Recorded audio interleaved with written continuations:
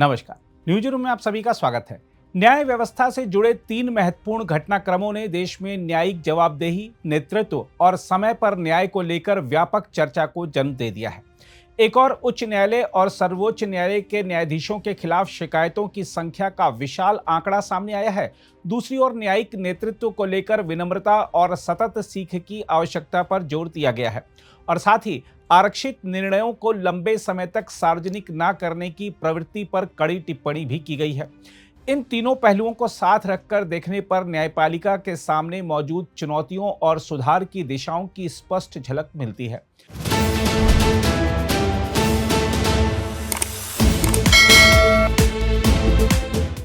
हम आपको बता दें कि केंद्रीय कानून मंत्री अर्जुन राम मेघवाल ने संसद को जानकारी दी है कि वर्ष 2016 से अब तक सर्वोच्च न्यायालय और उच्च न्यायालयों के कार्यरत न्यायाधीशों के खिलाफ कुल 8,630 शिकायतें भारत के मुख्य न्यायाधीश को प्राप्त हुई हैं। उपलब्ध जानकारी के अनुसार इन शिकायतों की आवृत्ति हाल के वर्षों में बढ़ी है और कुल शिकायतों में से लगभग आधी वर्ष 2022 से 2025 के बीच आई हैं। ये सभी शिकायतें संवैधानिक अदालतों के न्यायाधीशों से जुड़ी बताई गई हैं। कानून मंत्री ने स्पष्ट किया कि ऐसी शिकायतों के निपटान के लिए सर्वोच्च न्यायालय की स्थापित आंतरिक प्रक्रिया लागू होती है। इस प्रक्रिया के तहत सर्वोच्च न्यायालय के न्यायाधीशों और उच्च न्यायालयों के मुख्य न्यायाधीशों के खिलाफ शिकायतें सुनने का अधिकार मुख्य न्यायाधीश को है। इसी तरह उच्च न्यायालयों के न्यायाधीशों के आचरण से जुड़ी शिकायतें संबंधित उच्च न्यायालय के मुख्य न्यायाधीश देखते हैं। सरकार को जो शिकायतें मिलती हैं वे भी आगे आवश्यक कार्यवाही के लिए मुख्य न्यायाधीश या संबंधित मुख्य न्यायाधीश को भेज दी जाती हैं। कानून मंत्री ने अपने लिखित उत्तर में कहा कि न्यायपालिका की स्वतंत्रता संविधान में निहित है और न्यायाधीशों के खिलाफ शिकायतों का निपटान न्यायपालिका स्वयं अपनी आंतरिक व्यवस्था के माध्यम से करती है। यह आंतरिक प्रक्रिया वर्ष 1997 में सर्वोच्च न्यायालय द्वारा पारित 2 संकल्पों से विकसित हुई थी, जिनमें न्यायिक जीवन के मूल्यों का पुनर्पाठ किया गया था। इन मूल्यों में आचरण के मानक और सिद्धांत तय किए गए हैं, जिनका पालन अपेक्षित है। यदि कोई न्यायाधीश इन मान्य मूल्यों का पालन नहीं करता तो सुधारात्मक कदम उठाने का भी प्रावधान है। इसके अलावा सरकार के पास एक केंद्रीकृत लोक शिकायत निवारण और निगरानी तंत्र भी है, जो एक ऑनलाइन मंच के रूप में काम करता है और विभिन्न मंत्रालयों तथा विभागों से जुड़ा है। इसी परिप्रेक्ष्य में न्यायिक नेतृत्व पर भी महत्वपूर्ण विचार सामने आए हैं। नई दिल्ली में राष्ट्रमंडल न्यायिक शिक्षकों की बैठक के उद्घाटन अवसर पर भारत के मुख्य न्यायाधीश सूर्यकांत ने कहा कि जब न्यायाधीश स्वयं को पूर्ण और त्रुटि रहित मानने लगते हैं तब न्यायिक नेतृत्व को हानि होती है। उन्होंने कहा कि लंबे समय तक धारणा बनी रही कि नियुक्ति के समय ही न्यायाधीश पूरी तरह तैयार और परिपूर्ण होते हैं, जबकि यह सोच संस्था के लिए हितकर नहीं है।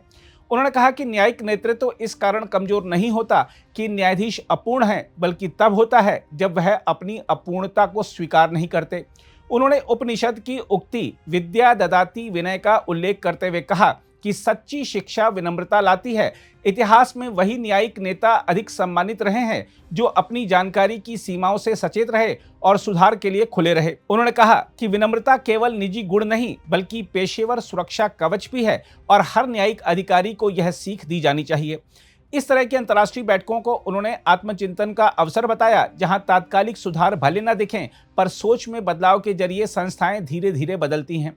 मुख्य न्यायाधीश ने यह भी कहा कि बदलती दुनिया में न्यायाधीशों को नैतिक और तकनीकी दोनों चुनौतियों का सामना करना पड़ता है, इसलिए उन्हें निरंतर सीखने की जरूरत है। उन्होंने कहा कि कानून एक जीवंत व्यवस्था है जो समय के साथ बदलती है, इसलिए परंपरा की समझ के साथ वर्तमान की जरूरतों के अनुसार व्याख्या भी जरूरी है।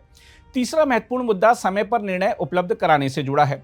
सर्वोच्च न्यायालय ने हाल ही में कहा कि उच्च न्यायालयों द्वारा निर्णय सुरक्षित रखकर महीनों तक सार्वजनिक न करना एक पहचानी जा सकने वाली बीमारी है, जिसे समाप्त किया जाना चाहिए।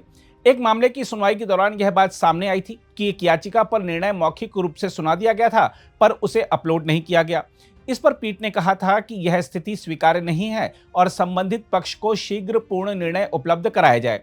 मुख्य न्यायाधीश ने कहा था कि कुछ न्यायाधीश बहुत परिश्रम से कई मामलों की सुनवाई कर लेते हैं और निर्णय सुरक्षित रखते हैं, पर बाद में उन्हें समय पर जारी नहीं कर पाते। उन्होंने स्पष्ट किया कि यह किसी एक व्यक्ति पर टिप्पणी नहीं बल्कि पूरी न्याय व्यवस्था के सामने चुनौती है, जिसका उपचार जरूरी है ताकि यह प्रवृत्ति फैले नहीं। उन्होंने बताया कि इस मुद्दे पर उच्च न्यायालयों के मुख्य न्यायाधीशों के साथ बैठक में चर्चा की जाएगी और समाधान खोजा जाएगा। उन्होंने कहा कि पहले भी निर्देश दिए जा चुके हैं कि हर निर्णय को सुरक्षित, उच्चारण और अपलोड की तिथि साफ दर्ज हो। इन तीनों घटनाक्रमों को साथ देखें तो एक व्यापक चित्र उभरता है। शिकायतों की बढ़ती संख्या केवल असंतोष का संकेत नहीं, बल्कि नागरिकों की जागरूकता और अपेक्षाओं का भी परिचायक है। न्यायपालिका की स्वतंत्रता अनिवार्य है, पर स्वतंत्रता के साथ पारदर्शिता और जवाबदेही भी उतनी ही जरूरी है।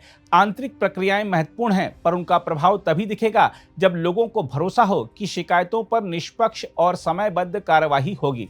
मुख्य न्यायाधीश द्वारा विनम्रता और सतत सीख पर दिया गया जोर न्याय व्यवस्था के लिए सकारात्मक संकेत है। यदि न्यायिक नेतृत्व स्वयं सुधार के लिए खुला रहेगा तो संस्था का नैतिक बल बढ़ेगा। साथ ही समय पर निर्णय उपलब्ध कराना न्याय का मूल तत्व है। देर से मिला न्याय कई बार न्याय न मिलने जैसा होता है। अगर आप भी लेना चाहते हैं देश दुनिया की तमाम जानकारी तो आज ही सब्सक्राइब करें हमारे चैनल को। साथ ही नीचे दिए बेल आइकन को जरूर दबाएं ताकि हर अपडेट आप तक पहुंच सके।